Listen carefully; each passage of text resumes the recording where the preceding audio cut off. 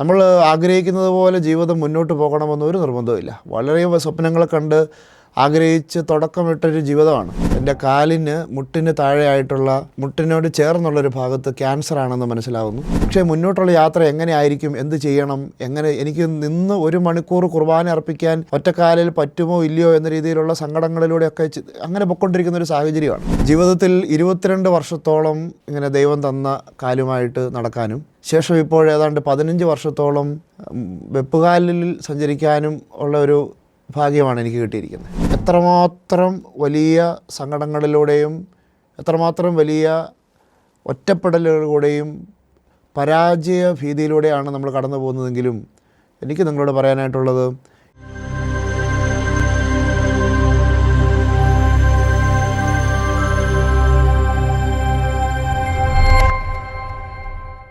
എൻ്റെ പേര് father James Thekkumcherikkunnel, ദിവ്യകാരുണ്യ മിഷണറി സഭയിലെ അംഗമാണ്. എൻ്റെ ജീവിതത്തിൽ കഴിഞ്ഞ നാളുകളിൽ വലിയ ദൈവിക അനുഭവങ്ങളുണ്ടായ സാഹചര്യങ്ങളുണ്ട്.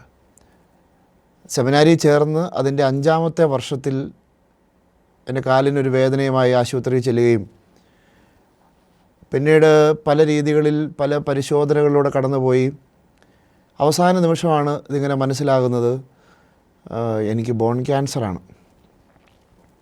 അച്ഛനാകാൻ വേണ്ടിയിട്ട് ഇറങ്ങിത്തിരിച്ചിട്ട് അതിൻ്റെ 5-ാമത്തെ വർഷത്തിൽ എൻ്റെ കാലിന് മുട്ടിന് താഴെയായിട്ടുള്ള മുട്ടിനോട് ചേർന്നുള്ളൊരു ഭാഗത്ത് ക്യാൻസറാണെന്ന് മനസ്സിലാവുന്നു.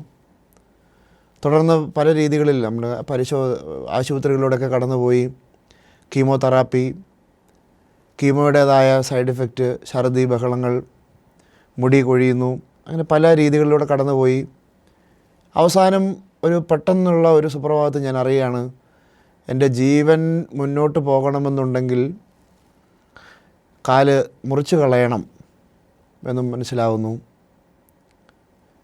ആ ഒരു സ്റ്റെപ്പിൽ നിന്നുകൊണ്ടാണ് പിന്നീട് ജീവിതത്തിൽ അടുത്തൊരു ഘട്ടത്തിലേക്ക് ഞാൻ പ്രവേശിക്കുന്നത്.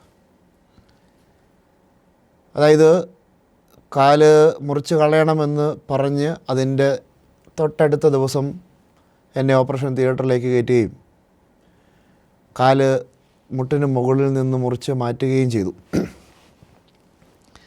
ജീവിതത്തിൽ 22 വർഷത്തോളം ഇങ്ങനെ ദൈവം തന്ന കാലുമായിട്ട് നടക്കാനും ശേഷം ഇപ്പോൾ ഏതാണ്ട് 15 വർഷത്തോളം വെപ്പുകാലിൽ സഞ്ചരിക്കാനും ഉള്ള ഒരു ഭാഗ്യമാണ് എനിക്ക് കിട്ടിയിരിക്കുന്നത്.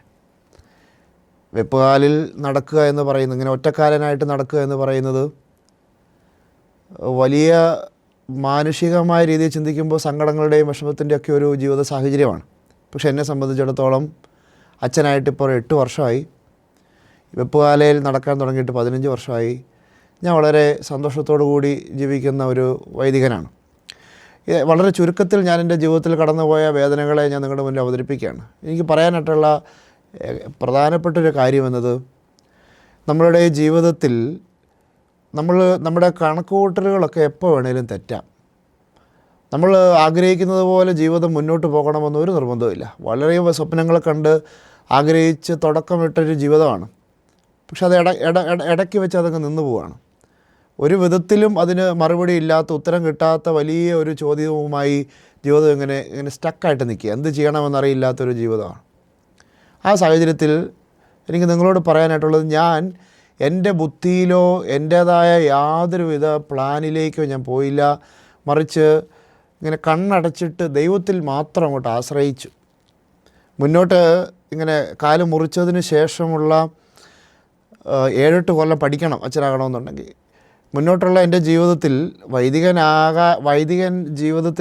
ജീവിതത്തിലേക്ക് മുന്നോട്ട് പോയാൽ എങ്ങനെ അതിനെ മുന്നോട്ട് കൊണ്ടുപോകും, എങ്ങനെ ഈ പ്രതിസന്ധികളെ എനിക്ക് തരണം ചെയ്യാൻ പറ്റും എന്നൊരു ചോദ്യം ഉണ്ടായിരുന്നു.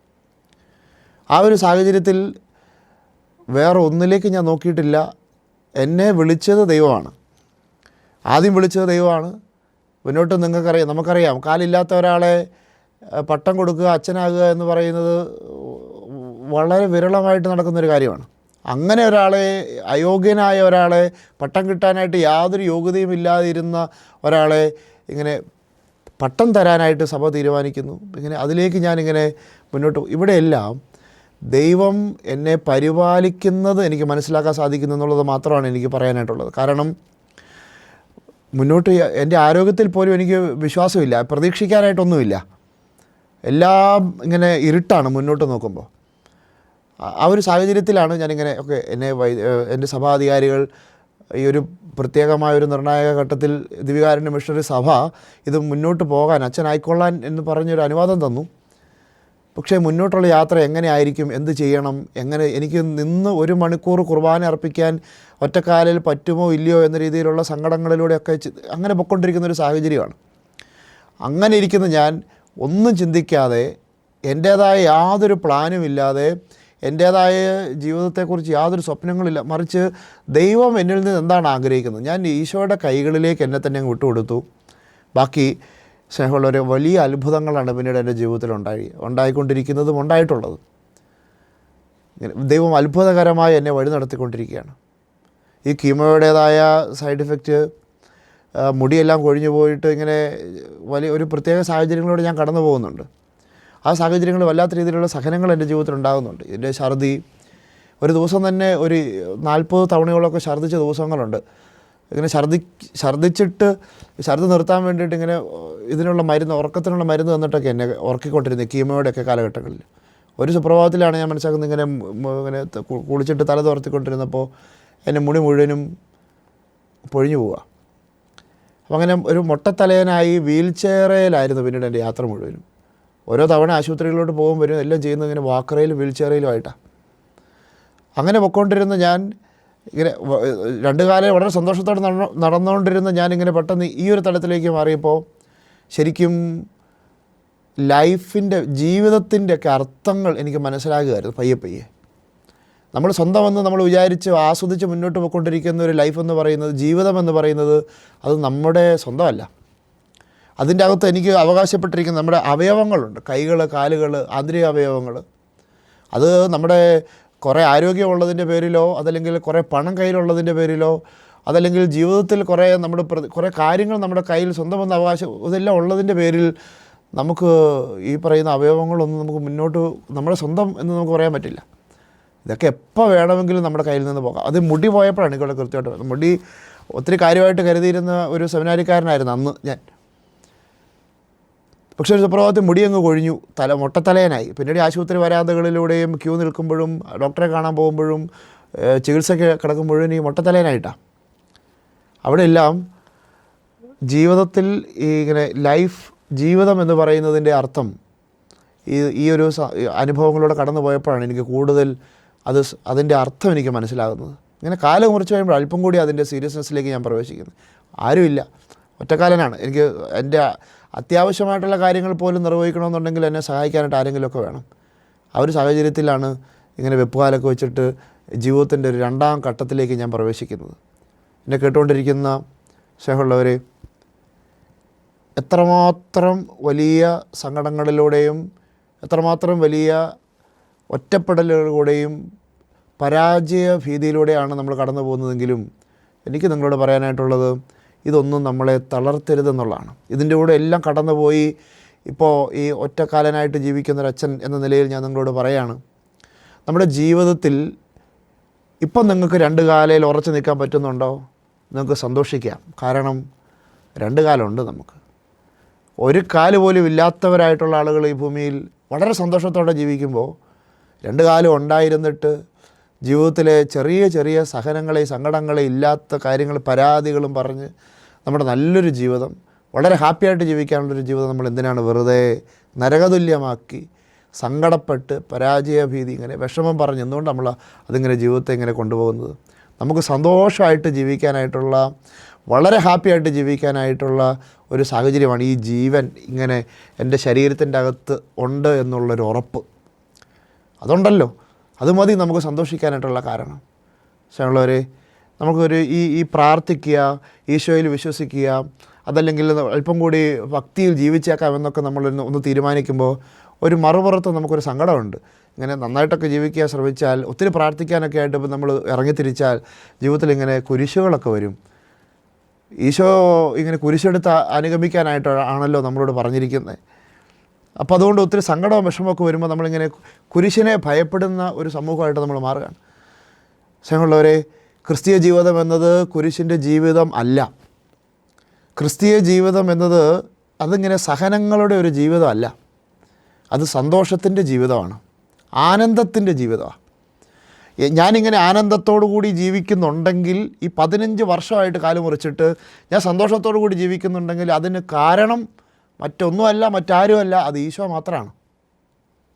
എനിക്കെൻ്റെ ജീവിതത്തിൽ ഈ ദുരന്ത അനുഭവങ്ങളിലൂടെയൊക്കെ കടന്നു പോയെങ്കിലും ഇപ്പോൾ ഇങ്ങനെ വല്ലപ്പോഴും ആരോടെങ്കിലും ഇതിനെക്കുറിച്ച് പറയുമ്പോൾ മാത്രമേ എനിക്കിങ്ങനെ ഒരു കാലില്ലല്ലോ എന്ന് ഞാൻ ഓർക്കുന്നുള്ളൂ.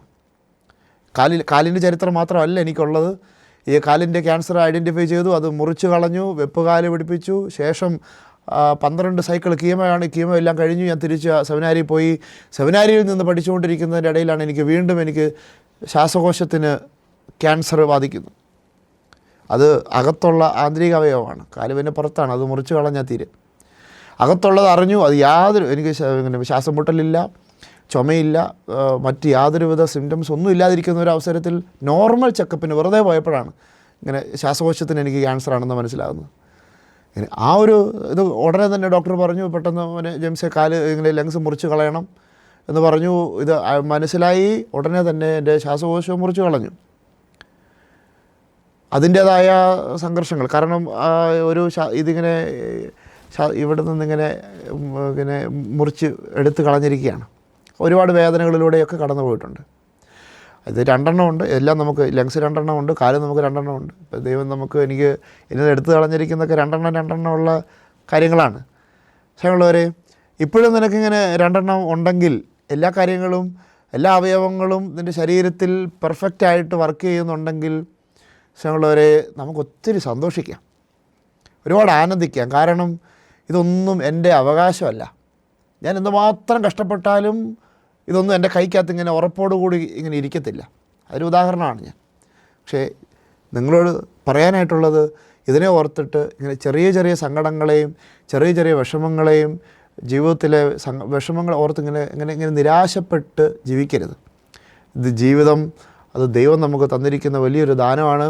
അത് മാക്സിമം സന്തോഷത്തോടു കൂടി ജീവിക്കണമെന്നുള്ള, അതുകൊണ്ടാണ് വചനം നമ്മളെ ഓർമ്മിപ്പിക്കുന്നത്. നിങ്ങൾ ഫിലിപ്പി 4:4 പറയുന്നുണ്ട്, നിങ്ങളെപ്പോഴും കർത്താവിൽ സന്തോഷിക്കുക. അതായത് വീണ്ടും വചനം പരിശുദ്ധ അമ്മയെ പറയുന്നുണ്ട്, എൻ്റെ ചിത്തം എൻ്റെ രക്ഷകനായ ദൈവത്തിൽ ആനന്ദിക്കുന്നു എന്നുള്ളതാണ്. ഇതിപ്പോൾ ക്രിസ്മസ് കാലഘട്ടങ്ങളിലൊക്കെ നമ്മളെപ്പോഴും ചിന്തിക്കുന്ന സന്തോഷത്തിൻ്റെ ഒരു വചനമാണ്, ആനന്ദത്തിൻ്റെ വചനമാണ്. മരണത്തിൻ്റെ നിഴലിൽ കഴിയുന്നവർക്കാണ് ഒരു പ്രകാശം, ഒരു ദീപ്തി വന്നു. അത് വലിയ സന്തോഷത്തിൻ്റെ ഒരു സുദിനങ്ങളാണ്. സ്നേഹമുള്ളവരെ, ജീവിതത്തിൽ ഈ സങ്കടങ്ങളും ദുഃഖങ്ങളും ഒക്കെ ഇങ്ങനെ വല്ലാതെ അലട്ടുമ്പോൾ അതിൻ്റെ അകത്ത് നമുക്ക് എങ്ങനെ സന്തോഷിക്കാൻ പറ്റും എന്നുള്ളതാണ്. അത് ഈ വചനത്തിൽ തന്നെ ഉണ്ട്. വചനത്തിൽ പറയുന്നത് എങ്ങനെയാണ്? കർത്താവിൽ സന്തോഷിക്കുക എന്നുള്ളതാണ്. അതായത് ഈശോയിൽ നിന്ന് ഞാൻ കുറേ നിയോഗങ്ങൾ വെച്ചു, കുറേ പ്രാർത്ഥിച്ചു, കുറേ അത്ഭുതങ്ങൾക്ക് വേണ്ടിയിട്ട്, ദൈവിക ഇടപെടലുകൾക്ക് വേണ്ടിയൊക്കെ നമ്മൾ നിയോഗം വെച്ച് പ്രാർത്ഥിച്ചു. ഇതൊന്നും ചിലപ്പോൾ നടന്നെന്ന് വരത്തില്ല. ഒരു പ്രാർത്ഥനയ്ക്കും ഒരു നിയോഗത്തിനും ഒരു ഉത്തരവും കിട്ടിയെന്ന് വരത്തില്ല. അങ്ങനെയുള്ള സാഹചര്യങ്ങളിൽ നമുക്ക് എങ്ങനെ സന്തോഷിക്കാൻ പറ്റും? ജീവിതത്തിൽ തുടക്കം മുഴുവൻ 4 വശത്തു നിന്ന് ഇരുട്ടാണ്, തകർച്ചകളാണ് ജീവിതത്തിൽ. അപ്പോൾ എങ്ങനെ സന്തോഷിക്കാൻ പറ്റും?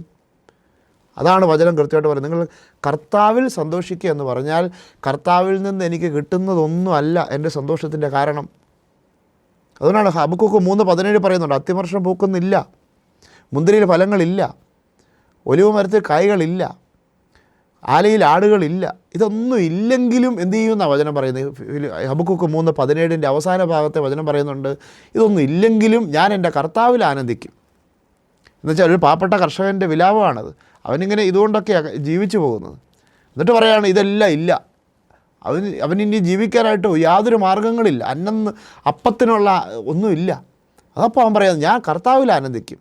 അവൻ ആനന്ദിക്കുന്നത് കർത്താവ് എനിക്ക് തരുന്ന കാര്യങ്ങളെ ഓർത്തിട്ടല്ല, മറിച്ച് ഈശോയിൽ. എൻ്റെ സന്തോഷത്തിൻ്റെ കാരണം ഈശോ തരുന്ന സാധനങ്ങളോ തരുന്ന അനുഗ്രഹങ്ങളോ തരുന്ന അത്ഭുതങ്ങളോ അല്ല, മറിച്ച് എൻ്റെ സന്തോഷത്തിൻ്റെ കാരണം ഈശോയാണ്. എൻ്റെ ജീവിതത്തിൽ ഇനിയും മുന്നോട്ട് എന്ത് സംഭവിക്കാം, എനിക്കിപ്പോൾ ഇങ്ങനെ സന്തോഷിക്കാനായിട്ട് പറ്റുന്ന വളരെ പ്രധാനപ്പെട്ടൊരു കാരണം, എന്നെ പിടിച്ചു നിർത്തുന്നൊരു ഘടകം എന്ന് പറയുന്നത് ഞാൻ എല്ലാ ദിവസവും അർപ്പിക്കുന്ന എൻ്റെ കുർബാനയാണ്. അൾത്താരയിൽ ബലിപീഠത്തിൽ നിന്നുകൊണ്ട് ഈശോയുടെ ശരീരരക്തങ്ങൾ വിഭജിച്ച് ഇങ്ങനെ അർപ്പിക്കുമ്പോൾ, കുർബാന അർപ്പിക്കുമ്പോൾ, ശരിക്കും കുർബാന അർപ്പിക്കാനായിട്ട് യാതൊരു യോഗ്യതയുമില്ലായിരുന്ന എന്നെ ദൈവം ഇങ്ങനെ അളവില്ലാത്ത രീതിയിൽ അനുഗ്രഹങ്ങൾ തന്നു എന്ന് പറയുമ്പോൾ നമ്മൾ എനിക്ക് പറയാനായിട്ടുള്ളത് വലിയ അത്ഭുതങ്ങളെക്കുറിച്ചൊന്നുമല്ല. ഇങ്ങനെ ഇങ്ങനെ ഇത്രമാത്രം സഹനത്തിൻ്റെ വേളകളിൽ എനിക്ക് ഈശോയോട് ചേർന്ന് നിൽക്കാൻ പറ്റുന്നു എന്നുള്ളതാണ്. ഇത്രമാത്രം സഹനത്തിൻ്റെ വേളകളിലും എനിക്ക് സന്തോഷിക്കാൻ പറ്റുന്നു. അത് ഞാൻ ആയിട്ട് നേടിയെടുത്ത ഒന്നല്ല, ഞാൻ പ്രാർത്ഥിച്ചതിൻ്റെ ഫലമല്ല, അത് ഈശോ എനിക്ക് ഈശോ എന്നോട് കാണിക്കുന്ന ഒരു ഔദാര്യമാണ്. അതിനെ സ്നേഹം നിറഞ്ഞവരെ, നമ്മുടെ ജീവിതത്തിലെ സഹനങ്ങൾ അതെങ്ങനെ സന്തോഷകരമാക്കാം? ഈശോയിൽ നിന്ന് സന്തോഷം കണ്ടെത്തുക. അതെങ്ങനെയാണ്? അതാണ് പത്രോസിൻ്റെ ലേഖനം 1 പത്രോസ് 4:12 ഒരു വചനമുണ്ട്. വചനം എങ്ങനെയാണ്?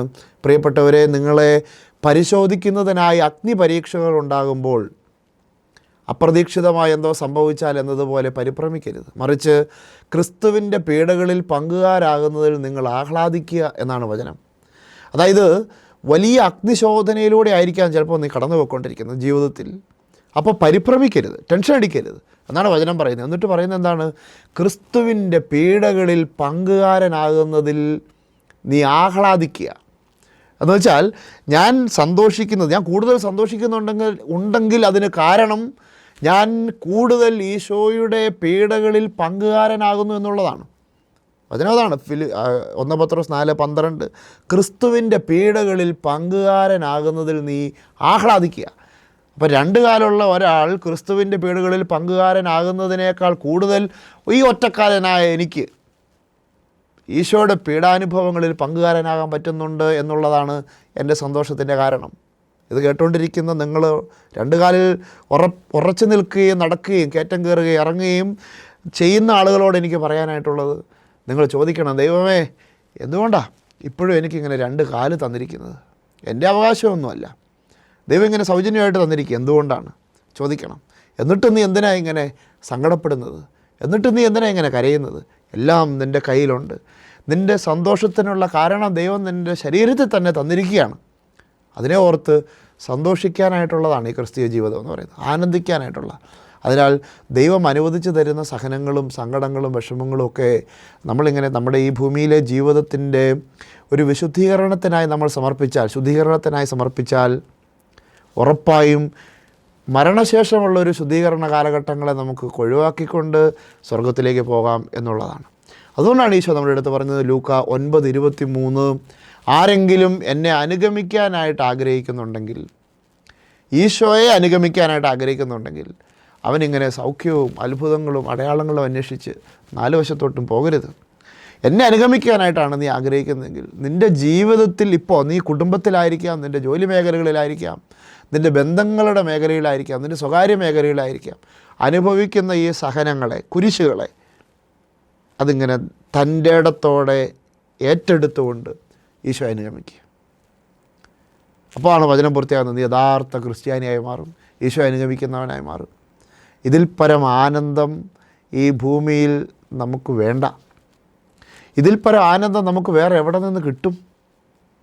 ഈശോ വളരെ കൃത്യമായിട്ട് പറയാം. അതുകൊണ്ടാണ് വിശുദ്ധരുടെ ജീവിതങ്ങളെല്ലാം നമ്മൾ കാണുന്നത്. ഒരു വിശുദ്ധനും ഒരു വിശുദ്ധയും ഈ ഭൂമിയിൽ പള്ളിക്കകത്ത് മാത്രം ഇരുന്ന് പ്രാർത്ഥിച്ച് സുഖജീവിതം നയിച്ചിട്ട് ആരും വിശുദ്ധരായിട്ടില്ല. അവർ പ്രാർത്ഥിക്കുന്നുണ്ട്, പക്ഷേ അതിനൊരു മറുവശമുണ്ട്.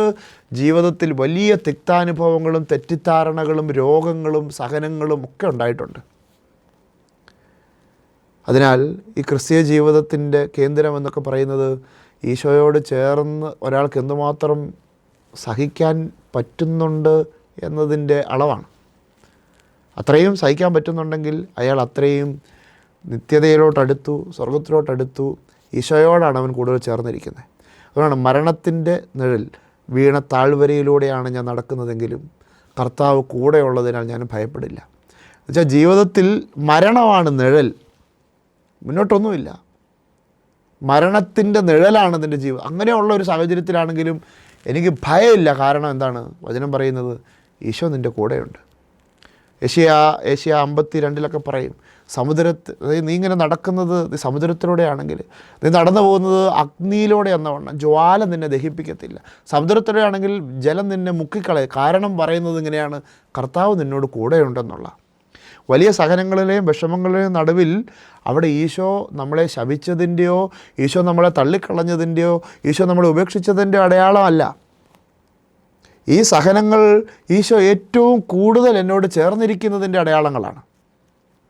അതുകൊണ്ടാണ് വചനം പറയുന്നത്, ഈ അഗ്നിയിലൂടെ നടന്നു പോകുമ്പോൾ ഞാൻ നിന്നോട് കൂടെയുണ്ട്. നിൻ്റെ കരച്ചിലുകൾക്ക് കണ്ണീരിനൊക്കെ ഉത്തരവുണ്ട്, പ്രതിഫലമുണ്ടെന്നൊക്കെ വചനം പറയുന്നതിൻ്റെ അർത്ഥം അതാണ്. അതിനാൽ സ്നേഹം നിറഞ്ഞവരെ, എന്നെ ശ്രമിച്ചുകൊണ്ടിരിക്കുന്ന നിങ്ങളോട് എനിക്ക് പറയാനായിട്ടുള്ളത്, ഒരു കാലും ഒരു ശ്വാസകോശവും ഇല്ലാതെ 15 വർഷം സന്തോഷത്തോടെ ഈ ഭൂമി ജീവിച്ചിട്ട് ഞാൻ നിങ്ങളോട് പറയാണ്, സ്നേഹമുള്ളവരെ, സന്തോഷമായിട്ട് ജീവിക്കുക, ഹാപ്പിയായിട്ട് ഇരിക്കുക. കാരണം നമ്മുടെ ജീവിതം എന്ന് പറയുന്നത് ഇത്രയും വേറൊരു വശത്ത് ദൈവം നമുക്കിങ്ങനെ അനുഗ്രഹങ്ങൾ തന്നുകൊണ്ടിരിക്കുക. ചെറിയ ചെറിയ കാര്യങ്ങളെ ഓർത്തിട്ട്, ചെറിയ ചെറിയ പരാതികളെ ഓർത്തിട്ട് ഇങ്ങനെ കരഞ്ഞ് ഈ ജീവിതം തീർക്കരുത്. നമുക്ക് ദൈവം തന്നിരിക്കുന്നൊരു ജീവിതമാണ്, അത് നമുക്ക് സന്തോഷത്തോടെ ജീവിക്കാം. ദൈവം നമ്മളെ അനുഗ്രഹിക്കട്ടെ.